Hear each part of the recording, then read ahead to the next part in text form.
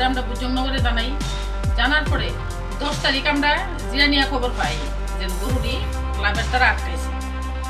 এর লেগে আটকাইছে এটা আমরা জানি না, কিন্তু এর মধ্যে একটা গরু আমার আছে।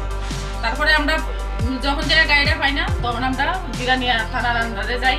থানার যায় সেটা তখন তাদের ফোন টোন করা হয়, গাড়ির মালিকের গাড়ির নাম্বার দেওয়া হয়েছে, তাকে ফোন করছে, কইছে গাড়ি লইয়া সেটা আইব।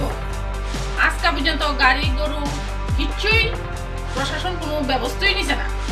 মাননীয় মুখ্যমন্ত্রীর কাছে আমার এই দাবি যে বাড়ি ঘরে এমনভাবে গরু চুরি হইতেছে আমরা মতন গরিব মানুষের, এটা জানে তাই না দেখে।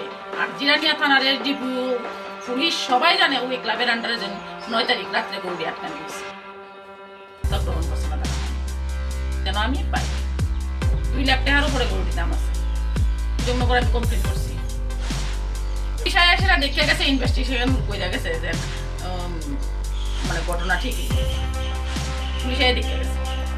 বুজংনগর জিরানিয়া থানার তারা কইছিল আমারে, কইছে জাকির মিয়ারে ফোন করছি, তাই 10 মিনিটের মধ্যে গাড়ি এবং গরু সহকারে লই আইব। কিন্তু দেখা গেছে তারা আমরা ফোনও করছে না, জানাইছেও না, কিচ্ছু না। তারা কইছিল ফোন করিয়া জানাইব যে গরুর মালিক আর গাড়ির মালিক আইলে। আমি এই গাড়ি নাম্বার এফআইআর করছি, অনেক আমি কোনো খবর পাইছি না।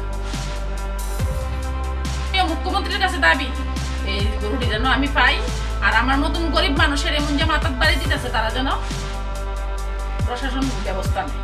লাস্ট পর্যন্ত আমি সংবাদ মাধ্যমের ডাকাইছি, সংবাদ মাধ্যমের আমি দ্বারস্থ হয়েছি।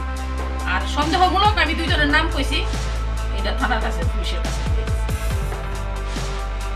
এলাকার নাম হয়েছে লালমাটিয়া, রাধাকৃষ্ণনগর লালমাটিয়া।